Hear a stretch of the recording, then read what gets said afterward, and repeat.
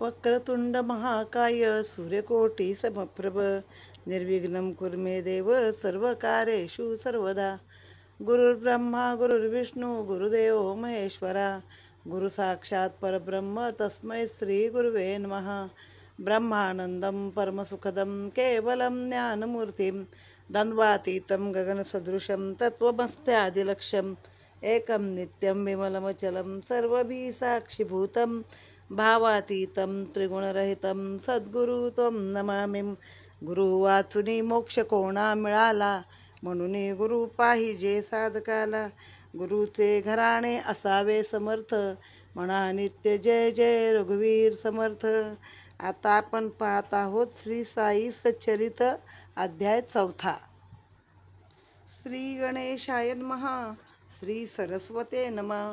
श्री गुरुभ्यो नमः. श्री कुलदैवताय नमः. श्री सीतारामचंद्राभ्यां नमः. श्री सद्गुरु साईनाथाय नमः.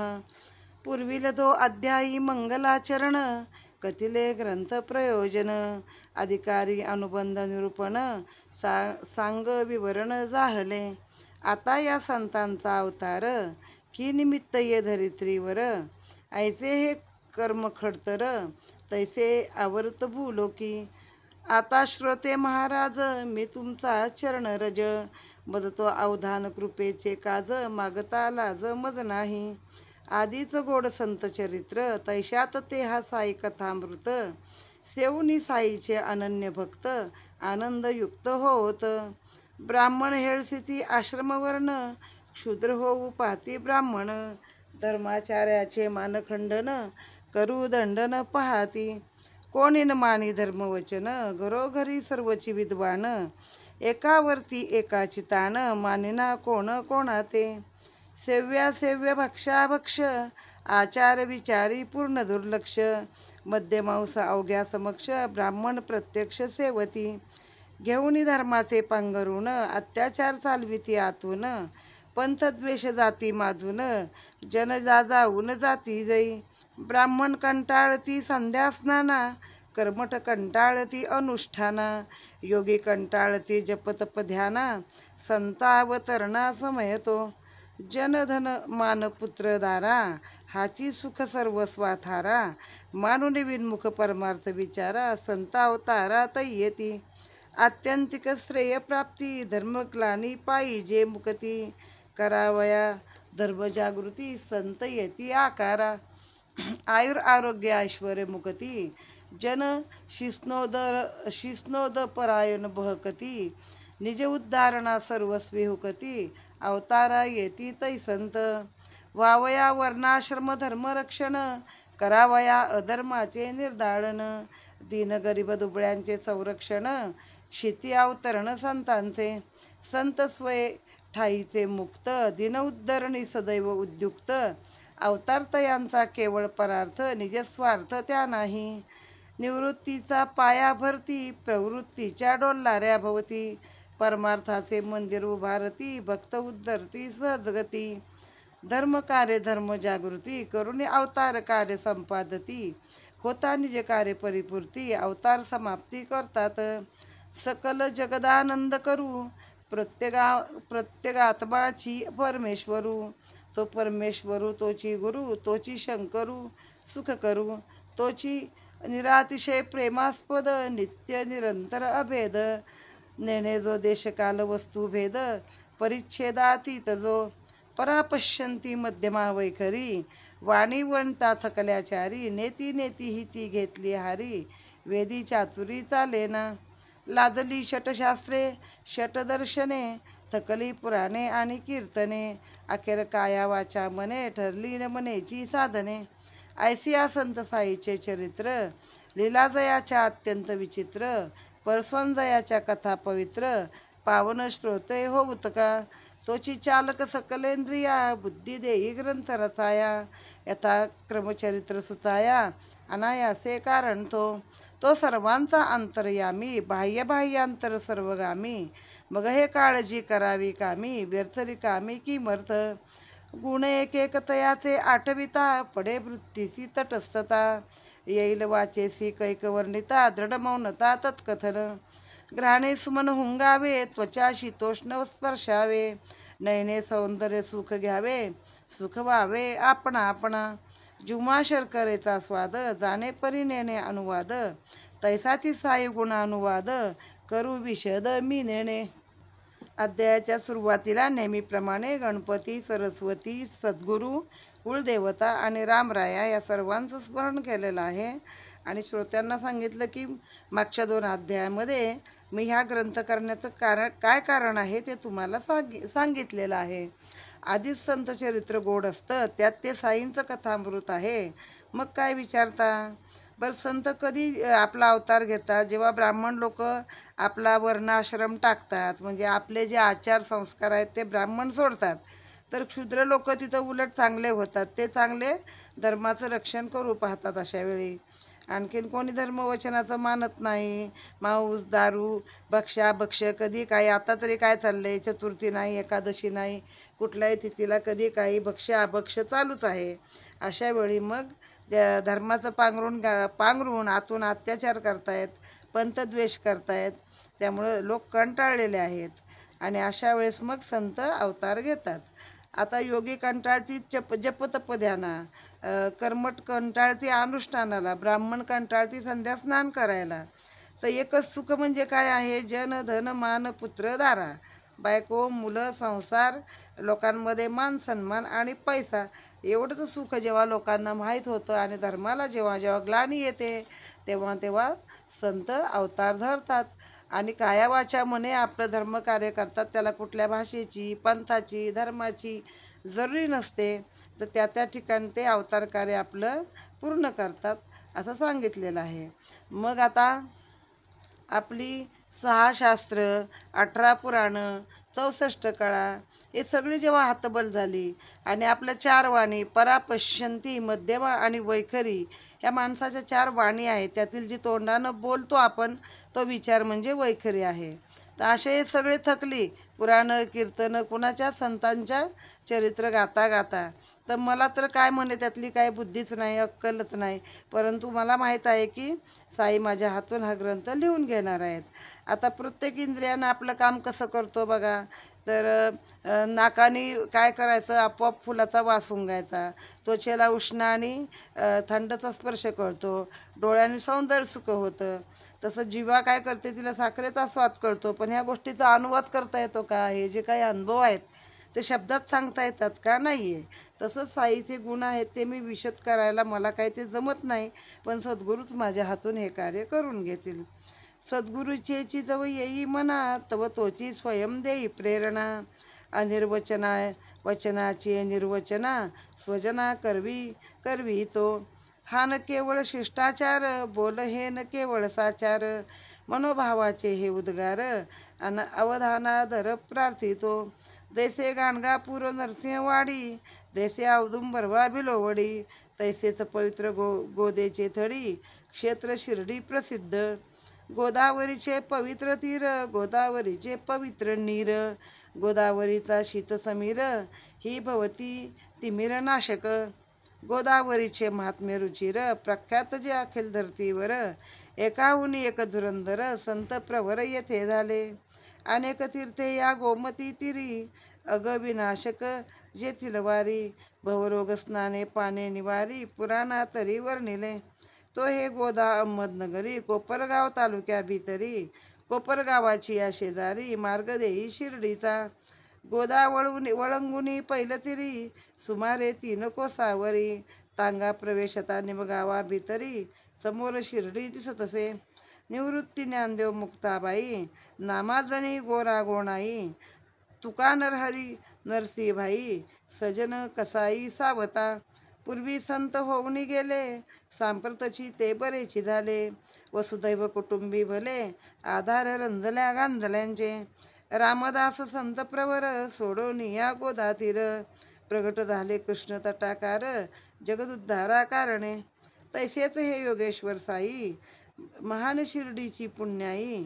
जगदुद्धाराची ये पायी, गोदे ठाई अवतरले.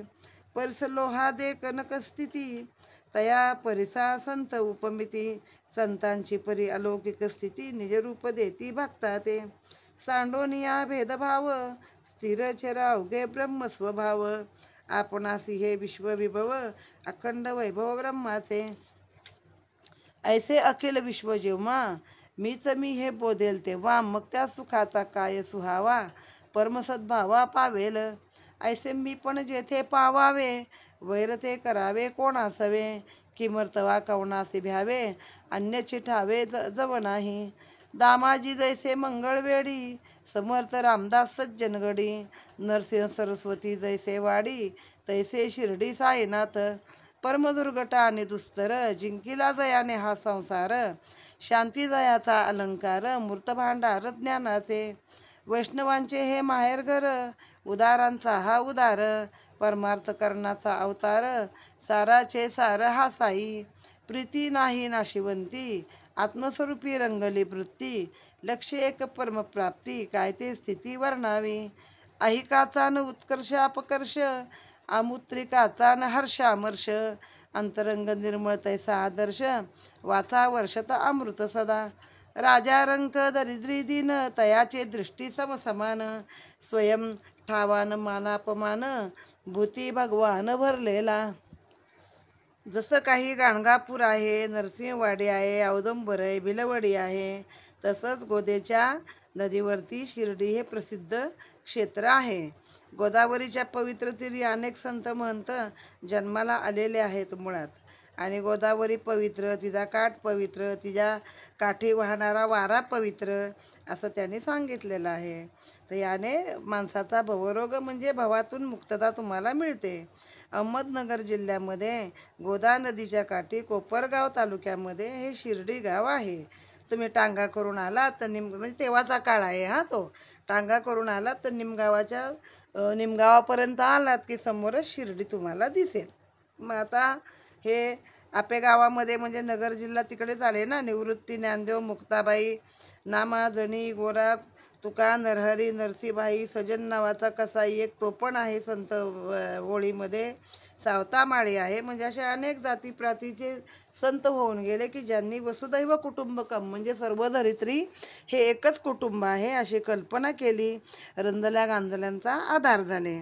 रामदास कुठं होते तर गोदातीरीच त्यांनी आपलं तप केलेलं आहे ना, अनुष्ठान केलं. आणि मग मात्र कुठे गेले तर कृष्णातीरी प्रगट झाले रामदास स्वामी. असेच त्याप्रमाणेच म्हणे शिर्डींची पण ही साईंची पुण्याई आहे. आणि म्हणून ते जगदुद्धार करण्यासाठी या गोदावरी काठी शिर्डीच्या गावामध्ये ते सद्गुरू साईनाथ महाराज हे अवतार घेते झाले आहेत. आता साईंचं वर्णन केलं म्हणजे साई कसे होते. शांती त्यांच्या ठाई होती, उदार होते, सगळ्यांना म्हणजे हे करत होते, आपलंपणानं त्यांच्याशी प्रेमाने राहत होते, सगळ्यांवर प्रीती होती. पण नाशिवंत गोष्टी जी आहे त्याच्यावर त्यांची प्रीत नव्हती. तर कायम ते आत्मस्वरूपी ते रंगलेले असायचे. तर सगळ्यांच्या भूती भगवान भरलेला आहे अशा रीतीनंच ते लोकांशी बोलायचे. जनासवे बोले चाले, पायी मुरळ्यांचे नाच चाळे. गजल गाणे ऐकता डोले, रेसन हाले समाधी. अल्ला नामाची जया मुद्रा, जया जागता जया नये निद्रा. जग जागता जया नये निद्रा, जागे जगासी लागता तंद्रा. शांत समुद्रा सम उदर. आश्रम निश्चय काही न कळे, काही निश्चित कर्माना तळे. बहुधा बैसल्या ठाईच्या नढळे, व्यवहार सगळे तो जाणे. दरबाराचा बाह्य थाट, गोष्टी सांगे 360. ऐशा जरी नित्याचा थाट, मौनाचे गाठ सोडीना. भिंतीस टेकून ते उभे असती, सकाळ दुपार फेरी फिरती. लेंडिंगवर रिवा चावडीस जाती, आत्मस्थिती अखंड. न जाणू कवण्या जन्मांतरी, कवण्या प्रसंगी कवण्या अवसरी. केले म्या तप कैशिया परी, घेतले पदरी साईने. हे काय म्हणावे तपाचे फळ, तरी मी तो जन्माचा खळ. साईच सवे दीनवत्सल, कृपा निश्चळ तयांची. सिद्ध कोटीत जरी जनन, साधका ऐसे तयांचे वर्तन. वृत्ती निराभिमान अतिलीन, राखी मन सकळांचे. नाथाई जैसे पैठण, ज्ञानदेवा आळंदी जाण. तैसेच साईने शिर्डी स्थान, महिमा संपन्न केले की. धन्य शिर्डीचे तृणपाषाण, अनायासे जया अनुदिन. घडले बाबांचे चरणचुंबन, पदरज धारण मस्तकी. शिर्डीचं आम्हा पंढरपूर, शिर्डीचं आम्हा द्वारकानगर, शिर्डीचं गया काशी विश्वेश्वर, रामेश्वर ही शिर्डीचं. शिर्डीचं आम्हा बद्री केदार, शिर्डीचं नाशिक त्र्यंबकेश्वर, शिर्डीचं उज्जैनी महाकाळेश्वर, शिर्डीचं महाबळेश्वर गोकर्ण. शिर्डीत साईचा समागम, तोची आम्हा आगमा निगम, तोची सकळ संसारोपशमन, अत्यंत सुगम परमार्थ. समर्थ साईंचे जे दर्शन, तेची आम्हा योग साधन, करता तयाशी संभाषण, होय क्षालन पापांचे. तयांचे जे चरण संवाहन, तेची आम्हा त्रिवेणी स्नान, तयांचे चरणतीर्थ सेवन, तेची निर्मूलन वासनांचे. तयांचे जे आज्ञापन, तेची आम्हा वेदवचन, तयांच्या उदी प्रसादाचे सेवन, पुण्य पावन सर्वाही. साईचा आम्हा परब्रह्म, साईचा आम्हा परमार्थ परम, साईच श्रीकृष्ण श्रीराम, निजराम श्री साई. साई स्वय द्वंद्वातीत, कधी न उद्विग्न वा उल्हासित, सदैव निज स्वरूपी स्थित, सदोदित सन्मात्र. शिर्डी केवळ केंद्रस्थान, क्षेत्र बाबांचे अतिविस्तीर्ण, पंजाब कलकत्ता हिंदुस्थान, गुजरात दख्खन कानडा. शिर्डीची साईची समाधी, तिचा अखिल संतांची मांदी, जेथील मार्गक्रमिता प्रतिपदी, तुटते ग्रंथी जीवाची. सार्थक जन्म आलियाचे, केवळ समाधी दर्शनसाचे, मग सेवेशी जयांचे आयुष्य वेचे, भाग्यतयांचे काय वाणू. आता इथं लेखकांनी कसं साईंचं रोजचा दिनक्रम सांगितला आहे. कधी भिंतीला टेकून उभे राहायचे, कधी लोकांसभेत बोलचाल करायचे, मुरळ्यांचे नाचही पाहायचे, गझल पण ऐकायचे. पण समाधीला असले की रेजभर समाधी त्यांची हलणारच नाही. कधी कधी निश्चित असं कर्म ठरलेलं नसायचं की अमुक एक अमक्या वेळी केलं पाहिजे. अल्ला नामाची मुद्रा घेतली होती. कधी लेंडीला जायचे 2 वेळा, कधी जागच्या जागेत उभे राहायचे, दरबारात 360 गोष्टी सांगायचे, कधी कधी मौन राहायचे, तर कोणाशी एक शब्द पण बोलायचे नाहीत. म्हणजे कुठल्या प्रसंगी काय करतील असं काय त्यांचं नक्की नव्हतं. माझं काय जे पुण्य होतं की मला साईंनी पदरामध्ये घेतलं असं सांगतात. मग आता ज्ञानदेव जसे आळंदीमध्ये, नाथ जसे पैठणमध्ये आहेत, तसेच साई शिर्डीमध्ये आहेत. मग साई भक्तांसाठी काय आहे, शिर्डीच पंढरपूर, ते आता आहेच ना, शिर्डी माझे पंढरपूर, साईबाबा उमावर रमावर. तसं ते शिर्डीच पंढरपूर, शिर्डीच जगन्नाथपुरी, शिर्डीच द्वारका, शिर्डीच चारधाम, शिर्डीच बद्रीनाथ, शिर्डीच बद्री केदार, असं त्यांनी सर्व काही आम्हाला शिर्डीमध्येच आहे असं त्यांनी सांगितलं आहे. बाबांची आज्ञा हेच आमचं वेदवचन आहे. बाबांच्या पायाचं म्हणजे पाय चुरले, त्यांचे पादसंवाहन म्हणजे पाय धुणे, चुरणे, सेवा करणे, म्हणजे त्रिवेणीमध्ये स्नान केल्यासारखं आहे. तर शिर्डी हे केवळ केंद्रस्थान आहे आणि पंजाब, कलकत्ता, हिंदुस्थान, गुजरात, दख्खन, कानडी सगळ्यांचं ते हे आहे, केंद्रस्थान असून सगळीकडची माणसं तिथे येत असत. सार्थक जन्म आलियाचे, केवळ समाधी दर्शनसाचे, मग सेवेशी जयाचे आयुष्य वेचे, तया काय वर्णू. म्हणजे जे बघा जन्माला आले तर त्या लोकांना समाधीचं दर्शन घेतलं तरी त्यांचं सार्थक आहे. मग ज्याने खरंच बाबांच्या सेवेसाठी आपलं आयुष्य वेचलेलं आहे त्या लोकांचं तर मी काय वर्णू म्हणे, त्यांचं तर कितीतरी भाग्य आहे. मशिद आणि वाडियावरी, सुंदर निशाणाच्या हारी, पडकती उंच गगनोतरी, पालवती करी भक्तांची. बाबा महंत प्रसिद्ध कीर्ती, गावोगावी पसरली महती. कोणी तया संत श्रद्धा नवसती, कोणी निवती जन कोणी, दर्शने निवती जन कोणी. कोणाचे कैसेही मनोगत, असो बुद्धिशुद्ध वा कुत्सित. दर्शन मात्रेची निवे चित्त, जन विस्मय अंतरी. पंढरीत विठ्ठल रुक्माई, त्यांच्या दर्शनाची जी नवलाई. त्याची विठ्ठल दर्शन देई बाबा साई शिर्डीत. कोणासी वाटल्या ही अतिशय युक्ती, ऐकावी गवळी बुवांची उक्ती. जयासी दृढ विठ्ठलाची भक्ती, संशय निवृत्ती होईल. पंढरीचे हे वारकरी, जैसी वर्षासी पंढरीची फेरी, तैसीच करती हे शिर्डीची वारी. प्रेम भारी बाबांचे, गर्दब एक बरोबर, शिष्य एक साथीदार. जुमा रामकृष्ण हरी गजर, करी निरंतर बुवांचे. 95 ते वर्षे वयास, चातुर्माशी गंगा तट निवास. पंढरपुरी अष्टमास, भेटी वर्षास बाबांची. बाबाकडे पाहत पाहत, म्हणावे येऊनी विनीत. हाची तो मूर्त पंढरीनाथ, अनाथनाथ दयाळ. धोत्रे नेसून रेशीम कानी, होतील काय संत कोणी. करू लागते हाडाचे मणी, रक्ताचे पाणी निज कष्टे. फुकाचा होईल काय देव, हाची हो प्रत्यक्ष पंढरी राव. जग वेडे रे वेडे हा दृढ भाव, ठेवणी देव लक्षावा. जया पंढरीनाथांची भक्ती, ऐस्या भक्ता भगवताची हे उक्ती. ऐस्या भगवत भक्ताची हे उक्ती. तेथे मज पामराचा अनुभव किती, श्रोता प्रतिती पहावी.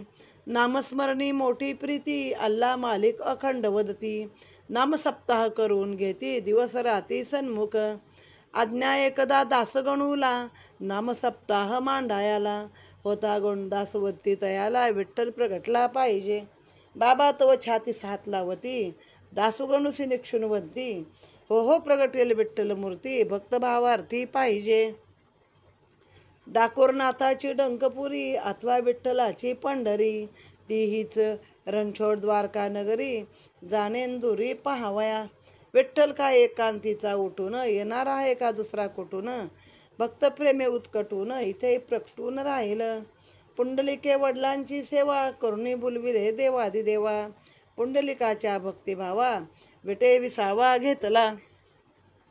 असं होता सप्ताहाची समाप्ती, खाली झाली म्हणती दासगणूप्रती. शिर्डीस विठ्ठल दर्शनाप्रती, तीही घ्या प्रचिती बाबांची. एकदा काकासाहेब दीक्षित, नियमानुसार प्रातस्नात. असता संस्थित ध्यानस्थ, दर्शन पावत विठ्ठलांचे.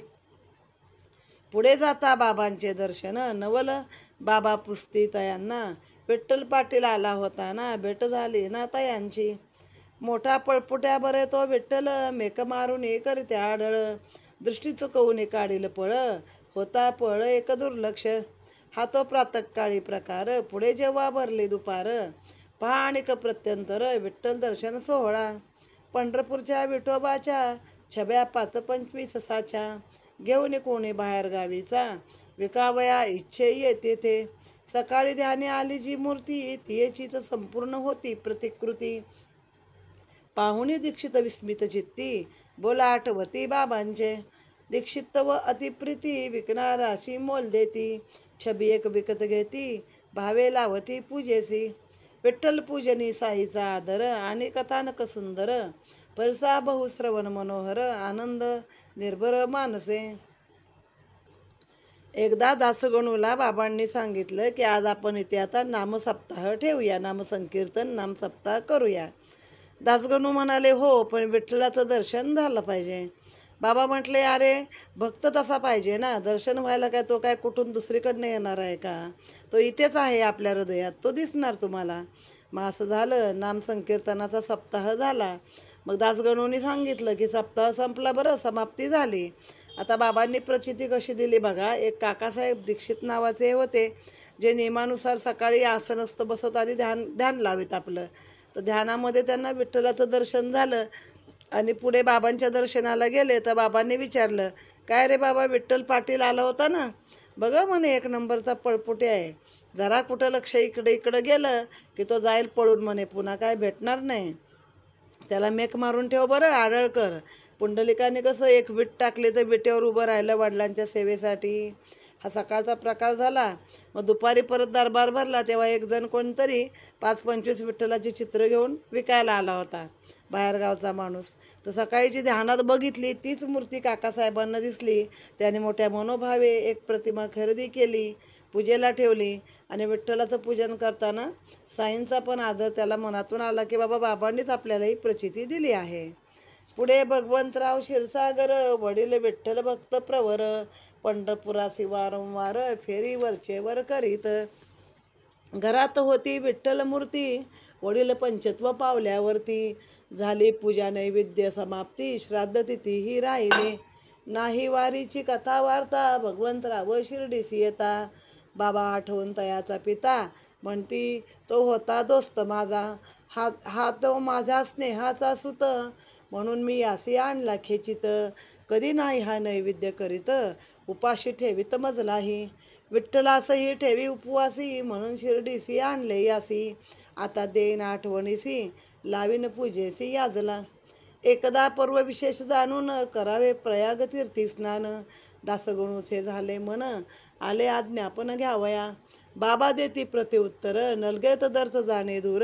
हेचे आपले प्रयाग तीर, विश्वास दृढ मन धरी. खरेची सांगावे काय कौतुक, बाबांचे चरणी ठेवता मस्तक.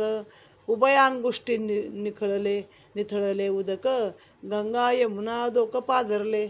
पाहुणिया तो चमत्कार, दासगणुसी आला गैवर. काय बाबांचा महदुपकार, फुटला पाझर नयनासी. वैखरीसी चढले स्फुरण, प्रेम आले उचंबळून. अगाध शक्ती अघटित लीला वर्णन, करुणी समाधान पावले. दासगणूचे पद हे गोड, वेळेच पुरावे श्रोतयाचे कोड. म्हणून त्या प्रासादिक पदाची जोड, देवनी होड पूर्वी तो. एक भगवंतराव क्षीरसागर नावाचा एक विठ्ठल भक्त होता. तो पंढरपूरला नेहमी वारंवार जायचा. घरात विठ्ठलाची मूर्ती होती आणि ते वडील असे वारले भगवंतराव. तर त्याच्या मुलाला काही ते पडलं नाही. पूजा नैवेद्य सगळंच राहिलं. बापाची श्राद्धतिथी पण राहिली. पंढरीची वारी तर लांबच हो. मग त्याला शिर्डीशी आणलं बाबांनी की ह्याचा पिता हा माझा स्नेही होता, माझ्या स्नेहाचा सूत आहे, माझ्या मित्राचा मुलगा आहे हो. आणलं म्हणे. आता ह्याला आठवण करतो, हा मला पण उपाशी ठेवतो, हा विठ्ठलाला पण उपाशी ठेवतो. तर ह्याला आता ह्या आठवणी करून देण्यासाठीच मी शिर्डीला आणला आहे. एकदा पर्व काळ जाणून दासगणूंची इच्छा झाली की प्रयाग तीर्थी जावं स्नानाला. बाबांना म्हणले मला जायचं आहे, आज्ञा मागायला गेले. बाबा म्हणले काही गरज नाही, इथंच आपलं प्रयाग आहे, इथंच तीर्थ आहे. जेव्हा बाबांच्या पायी डोकं ठेवलं तर बाबांच्या दोन्ही अंगठ्यामधून पाणी पाझरलं. म्हणजे ते गंगा यमुना तिथं आल्या. आणि मग दासगणू खूप तल्लीन झाले आणि त्यांनी तेव्हा एक प्रासादिक असं पद म्हटलेलं आहे. तर तुमची भक्तांची इच्छा पुरवण्यासाठी ते पद मी ह्या ग्रंथामध्ये देत आहे. आगाध शक्ती अघटित लीला तव सद्गुरुराया, जड जीवा ते भाविताराया तू नौका सदया. वेणी माधव आपण होऊनी प्रयाग पद केले, गंगा यमुना द्वय अंगुष्टी प्रवाह दाखविले. कमलोद्भव कमलावर शिवहर त्रिगुणात्मक मूर्ती, तूच होऊनी साई समर्था विचरसी भूवरती. प्रहर दिसाला ब्रह्मा समते ज्ञानमुखे वदसी, तमोगुणाला धरुणी रुद्र रूप कधी कधी दाविसी. कधी कधी श्रीकृष्णा समत्या बाललीला करिसी, भक्त मनासी सरस करुणी मराळ तू बनसी. यवन म्हणावे तरी ठेविसी गंधावर प्रेमा, हिंदू म्हणू तरी सदैव वससी मशिदीत सुखधामा. धनिक म्हणावे जरी तुला तरी भिक्षाटन तारिसी, फकीर म्हणावे तरी कुबेरा दाने लाजविसी. तवय कसा ते मशिद म्हणू तरी वन्नी ते ठाया, दुनीत सदा प्रज्वलित राहे उदी लोका द्याया. थकाळपासून भक्त साबळे पूजन तव करीती, माद्यानीला दिनकर येता होत असे आरती. चौबाजूंना पार्षदगण सम भक्त उभे राहती, चौरीच्या मरे करी धरुणी तुझवरे ढाळीती.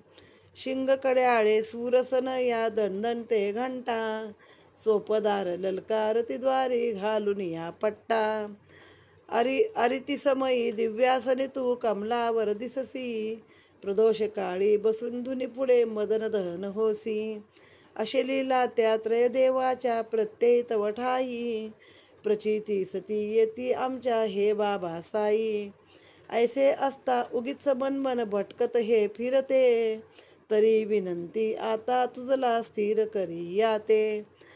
अगमादम मी महापातकी शरण तुझ्या पाया, आलो निवारा दासगणूचे प्रताप गुरुराया. असो अघोर पापे धुवाया जनजाती गंगेच्या ठाया, गंगा लागे संताचे पाया निवारया निज पापे. दासगणूंनी या पदामध्ये ब्रह्मा विष्णू महेश असं सकाळी ब्रह्म्यासमोर तुझ्या मुखातून ज्ञान पाजळतं. जेव्हा धुनी पुढे बसतोस तेव्हा तुझं रुद्ररूप असतं. कधी कधी कृष्णासारख्या बाललीला करतोस, तर कधी तू गंधावर प्रेम करतो विष्णूसारखं. तुला मुसलमानां म्हणावं तर तू गंधा लावतोस, हिंदू म्हणून बनावं तर सदैव मशिदीमध्ये राहतोस. तुला पैसेवाला धनिक बुवा म्हणावं तर तू भिक्षाटन करून आपलं पोट भरतो. फकीर म्हणावं तर लोकांना तू अनेक दानं पण देतोस.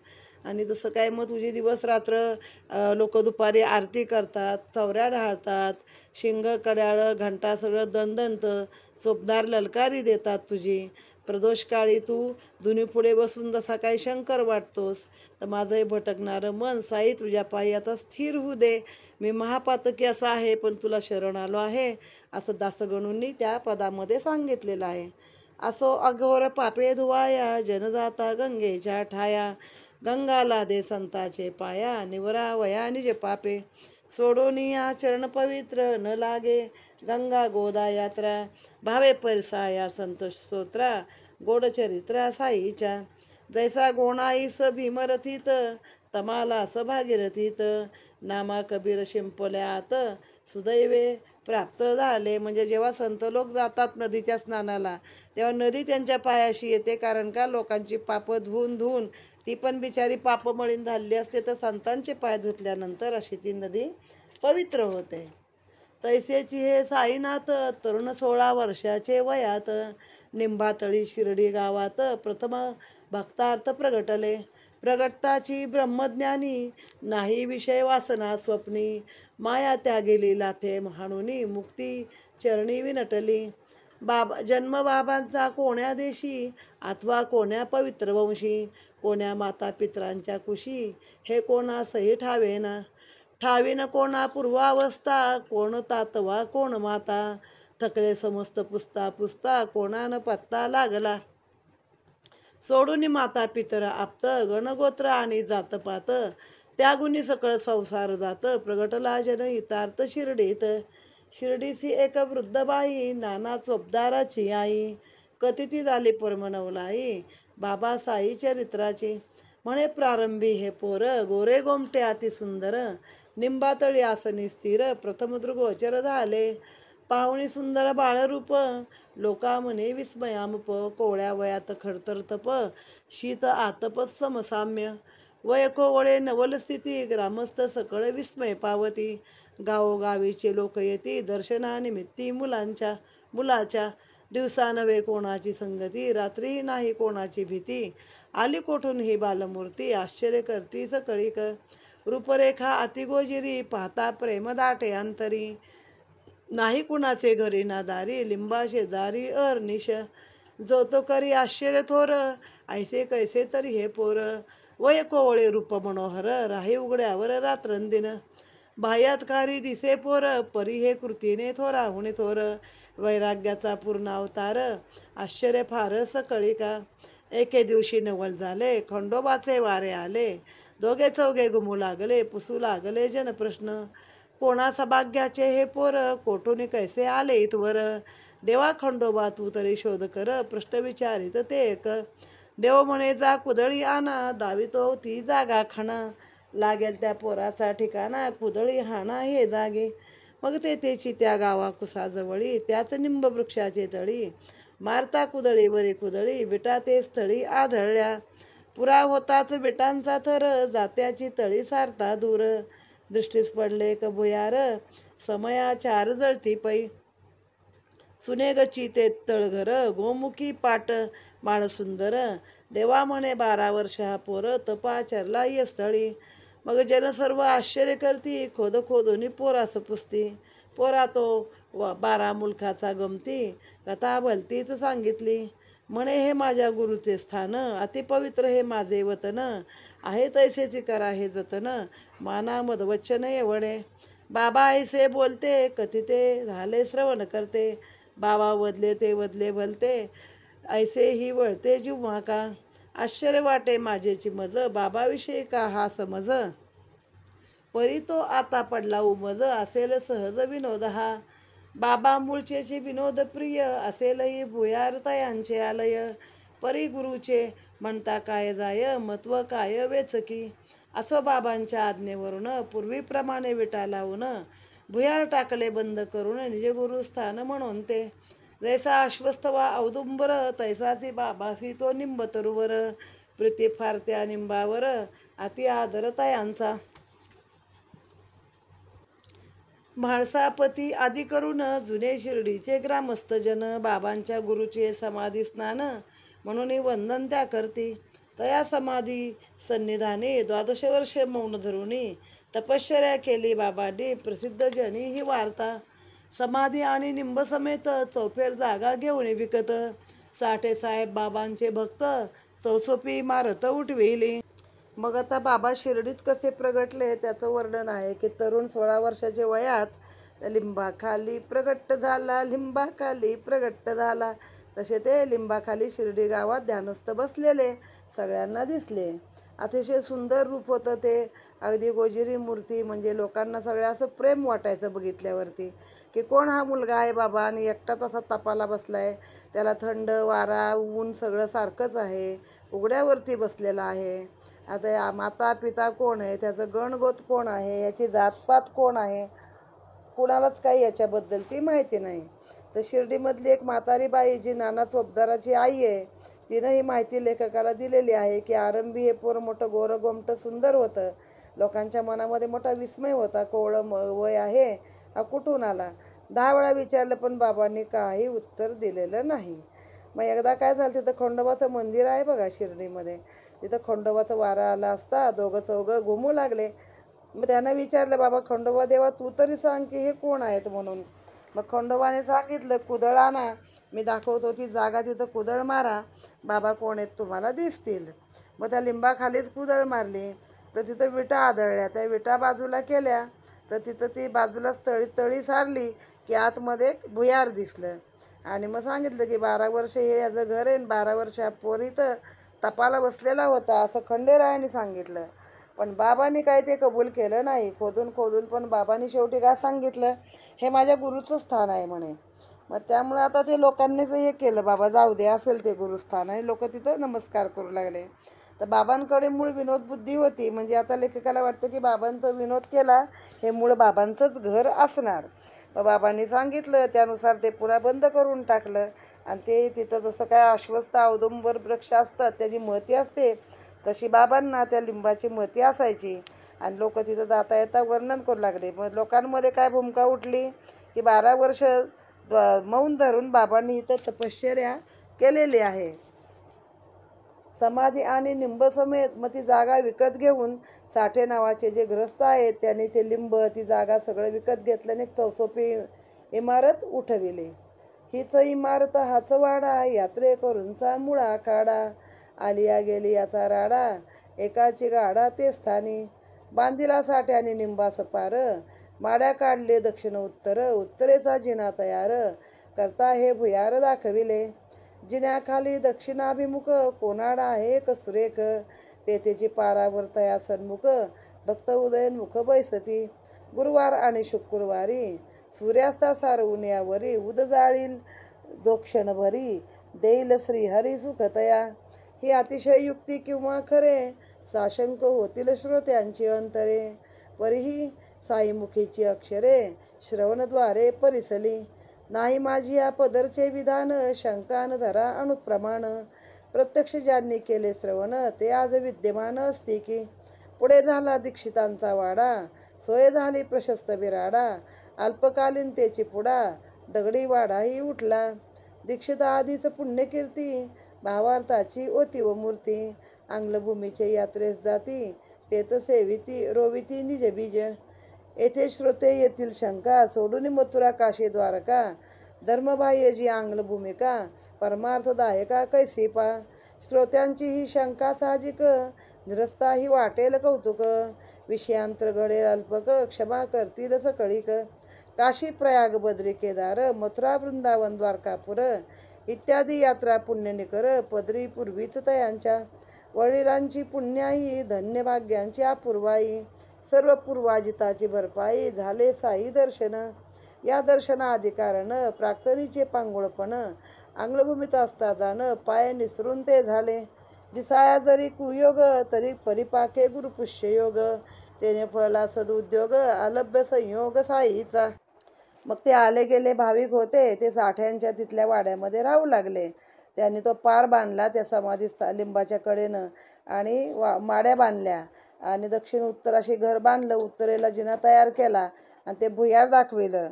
त्या जिन्याखाली दक्षिणमुख कोनाड आहे, कारण तिथे पारावर तयासन्मुख सगळे भक्त असे बसत असत.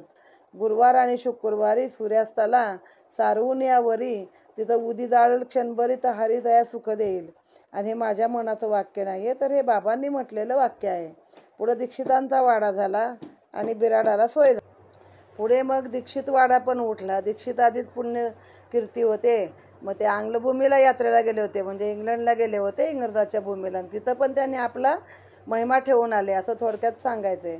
मग आता श्रोते म्हणतील की आपल्या देशातले एवढे सगळे तीर्थयात्रा सोडून तिकडं कशाला जायला पाहिजे. तर म्हणे बघा, त्यांचं आधीच काशी, मथुरा, प्रयाग सगळं काही तीर्थ झाली होती. मथुरा, वृंदावन, द्वारकापूर सगळं पुण्य त्यांच्या पदरी मुळातच होतं. आणि ते तिकडे आंग्लभूमीला गेले असताना पाय घसटून निसरून ते पडले आणि मग एका जागी झाले. सध्या एक प्रकारचं पांगुळ पण आलं, म्हणजे एक प्रकारचा कुयोगच झाला की बाबा पाय घसरून त्या परक्या भूमीमध्ये ते पडले. पण तो जरी कुयोग वाटत असला तर तो सुयोग होता का. दिसाया दिसला जरी कुयोग, तरी परी पाके गुरु पुष्पयोग. त्याने फळला सदुद्योग, अलभ्य संयोग साईचा. चांदोरकरांची गाठ पडली, साईंची कीर्ती करणी आली. म्हणती पहा दर्शन नवाळी, जाईल पांगुळी क तत्काळ. पर ह्या पायांचा लंगडेपणा, दीक्षितनं मानी उणेपणा. खरा लंगडेपणा तो मना, घालवा म्हणाले साईस. त्वचा रुधिर मांसाहाडा, समुदाय नरदेहाचा सांगाडा. हा क्षणभंगुर संसार गाडा, पाय लंगडा राहो की. 1909 सन, महिना नोव्हेंबर, तारीख 2. दीक्षितांची तै पुण्य पावन, साई दर्शन आरंभी. मग ते पुढे त्याच वर्षी पुन्हा गेले डिसेंबर मासी, शिर्डीस श्रीच्या पुनर्दर्शनासी. व्हावे रहिवाशी मन झाले, काढावे 25 शेर, बांधावे एक पत्र्याचे छप्पर. यात्रेकरू सई सोयीस्कर, प्रथम विचार हा स्फुरला. पुढे बांधावा एक वाडा, ऐसा झाला मनाचा धडा. पुढील वर्षीत मूर्तमेढा, निक्षेप दगडासी पायाच्या. 9 डिसेंबर तो दिन, बाबांचे घेतले अनुमोदन. तोची सुमूर्त मानून पाया बंधन सारिले. बोलावून येणार नव्हे ते, दीक्षिताचेही बंधू आले ते दिवशी त्याच मूर्ते आले होते आधीच. श्री दादासाहेब खापर्डे पूर्वीच आले होते सडे, परवानगी मागता बाबाकडे, कोण साकडे तयाला. परी खापर्ड्याचे घरी जावया, दीक्षिताचे पाय घालावया. झाल्यानं या आज्ञा उभया, 10 डिसेंबर या दिनी. आणखीन एका दिवसाची महती, चावडीची जी शेजारती, तीही याच दिवसापासून करती, परमभक्त प्रीतियुक्त. पुढे सन 1911, रामनवमीचा मुहूर्त बरा. साधूने गृहप्रवेश संस्कारा, विधी पुरस्पर सारिले. पुढे श्रीमंत बुट्टीचा इमला, अलोट पैका खर्ची घातला. देहही बाबांनी तेथेच विसावला, पैका लागला सार्थकी. वाडे झाले तीन आता, जेथे पूर्वी एकही नव्हता.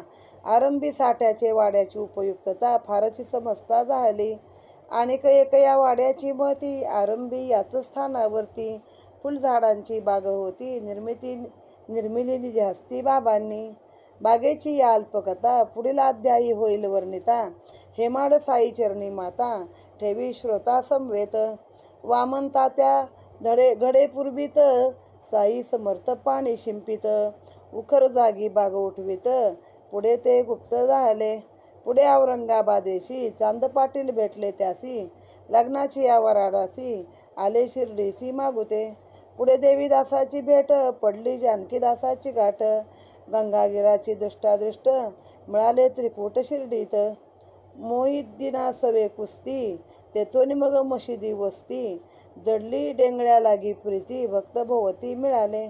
या सर्व कथा वार्तांचे कथन, पुढील अध्यायी होईल श्रवण. आता हे माडसाईशी शरण, घालित लोटांगण अनन्य. स्वस्ती श्री संत सज्जन प्रेरिते, भक्त हे माड पंथ विरचिते. साई समर्थ सच्चरिते, श्री साई समर्थ अवतरण. नाम चतुर्थ अध्याय गोडहा. श्री सद्गुरु नाथार्पण नमस्तू. शुभम भवतु. मग दीक्षितांच्या पायाला लंगडेपणा आला, चांदोरकरांची भेट झाली आणि मग साईंची कीर्ती कहाणी आली. मग चांदोरकर म्हणाले की बाबांना तुम्ही भेटा तर तुमचं पांगळा पण सुद्धा जाईल. पण दीक्षित काही पायाच्या लंगडेपणाला काही मोठं मानत नव्हते. बाबांना म्हणाले, हे काय त्वचा, रक्त, मांस, हाडाने मिळालेला नरदेहाचा सांगाड आहे. हा क्षणभंगूर आहे. माझा पाय लंगडा राहिला तरी चालेल, पण मला तुम्ही मनाचा मळींचा मजा घालवा. मग 1909 नोव्हेंबर महिना 2 तारीख नोव्हेंबरची ते दीक्षितांचं ते पुण्यवचन साईंचं दर्शन त्यावेळी घेतलेले सुरुवातीला. पुन्हा डिसेंबरला दर्शनाला गेले. मग तिथे व्हावं असं मन झालं त्यांचं. मग 25 एक शेअर काढले, एक पत्र्याचं शेड बांधलं पहिलं. हा विचार केला की पुढच्या वर्षी इथं मोठा वाडा बांधूया. मग मोठा वाडा त्यांनी 9 डिसेंबरच्या तारखेलाच वाडा बांधायची इच्छा झाली परत पत्र्याच्या शेडपेक्षा, आणि त्याचा पाया घातलेला आहे. मग त्यांचे दीक्षितांचे बंधू पण आले त्या दिवशी, आणि त्या मूर्तावरती हे केलं त्यांनी, वाड्याचा पाया बांधला, पाया घातला. पुढे दादासाहेब खापर्डे आलेच होते. दादासाहेब खापर्ड्यांचा उल्लेख गजानन महाराजांच्या पोथीमध्ये पण आहे. आणि बाबांकडे परवानगी मागितली. मग खापर्ड्यांच्या घरी जायला बाबांनी दीक्षितांना दिला पाया घातलायला, आणि त्यांच्याकडे जायला परवानगी दिली 10 डिसेंबर या तारखेला. पुढे अजून एक असाच दिवस आला. तेव्हापासून ह्याच दिवसापासून म्हणजे चावडीची शेजारती सुरू झाली. कधीपासून ते 10 डिसेंबर आहे ही तारीख. मग याच दिवसापासून परमभक्ती प्रीतियुक्त पुढे 1911 रामनवमीचा मुहूर्त पाहून या दीक्षितांच्या वाड्यामध्ये गृहप्रवेश केलेला आहे विधीपूर्व. मग पुढे श्रीमंत बुट्टींचा वाडा झाला. त्या वाड्यामध्येच बाबांनी पुढे आपला देह ठेवलेला आहे. मूळ समाधी आहे ती बुट्टी वाड्यामध्ये आहे.